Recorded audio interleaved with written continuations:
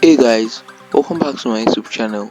So in today's video, I'm going to be showing you how to fix the private number issue on your Android device. So if you are having an issue whereby if you make a call, the other person is going to receive your number as a private number and you would like to fix that error, I'm going to be showing you how to fix that in this video. So advise to stay tuned to the end of this video and not skip any part in order for you to get this perfectly. So firstly, head over to your phone application, then click on the settings option. So from the settings option, you click on career features, then from there you click on your SIM that you are using on the phone. So from clicking on your SIM you are using on the phone, click on additional settings. Just click on additional settings, you are going to wait for it to load up. Okay, so once you load up, you're going to click on caller ID and click on show number, or you click on network default.